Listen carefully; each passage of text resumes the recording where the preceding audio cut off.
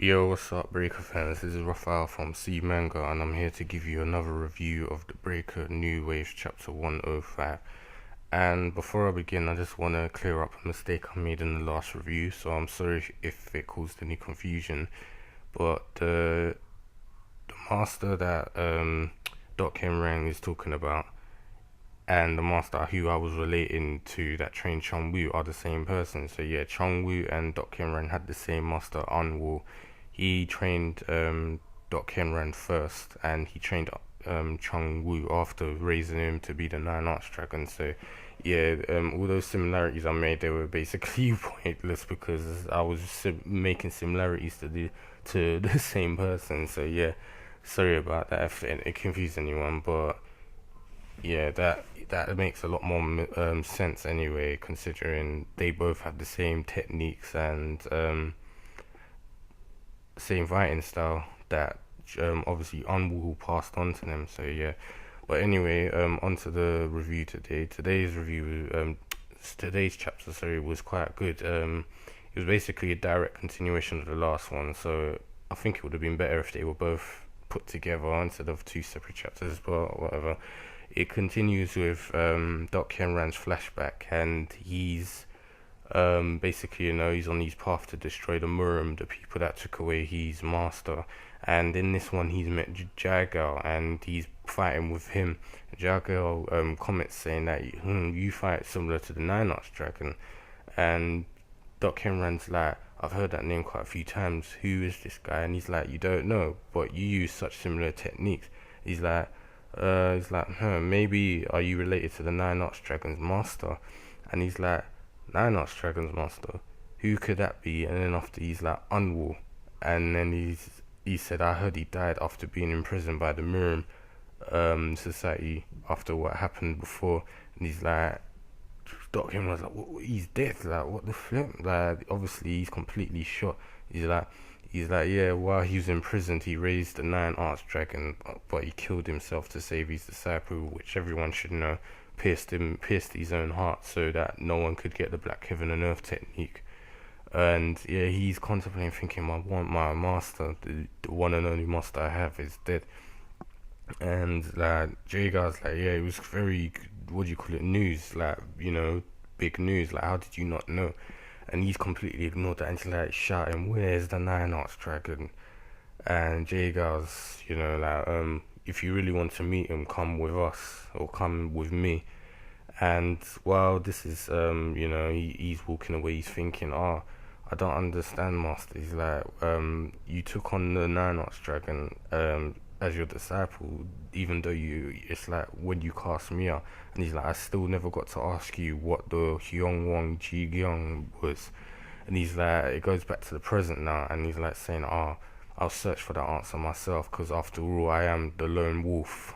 Dokkan Ranzi's name, so that's what it means. And it's kind of interesting because we see now why he's a part of the SUC, because obviously Jae-Gal probably played on this, that he's obviously out for revenge.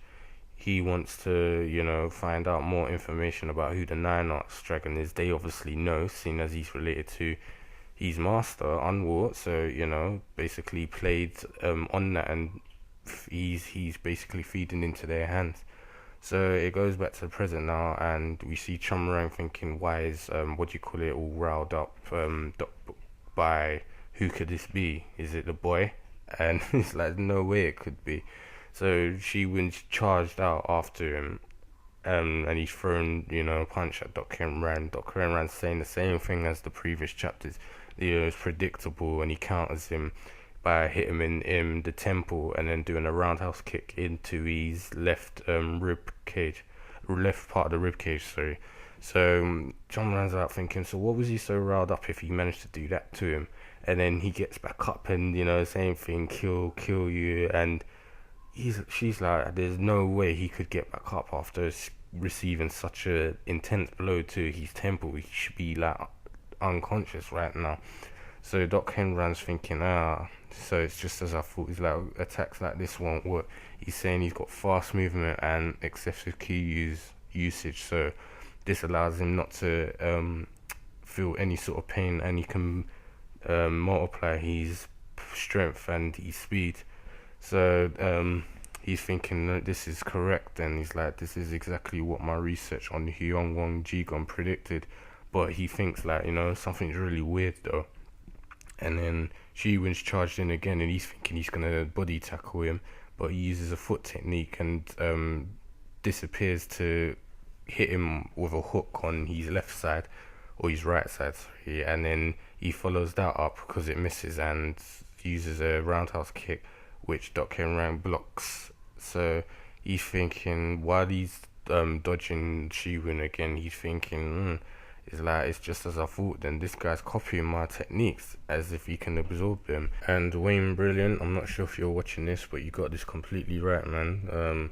Shi-Woon is in fact copying techniques as if he can absorb them. I had a feeling that Shi-Woon could do this because I remember in the previous series and in this series he learnt things very quickly and kind of became very efficient with them at like a master's level, as a lot of people commented on when they were fighting him or watching him fight. But yeah, this is like some next thing level thing, man. It's like he's literally absorbing the techniques, as they say. Like he just looks at it and it's like, well, kind of like Naruto Sharingan kind of thing. But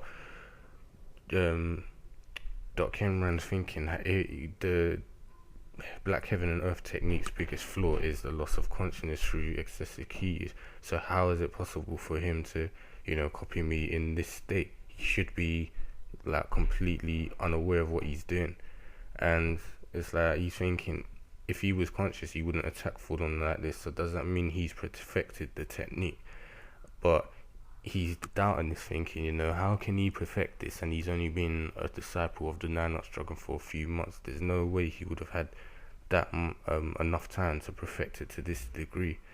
And then he's like, if that's the case, what is your secret? And the chapter ends there. And indeed, what is Shi-Woon's secret? Because he seems to be like some freaking like genius, but he's unaware of it. Because I think it's Shi-Woon learns these things, but he doesn't like kind of comprehend or realize he's learning it so fast, or he just kind of picks these techniques up. I mean, he probably will go intentionally learn it, but he learns it at an unnatural rate, or like masters it much quicker than anyone else can. So that's what I'm assuming that is, and he's most likely got the Black Heaven and Technique Earth pretty much down already, like on lock and ready to master it. So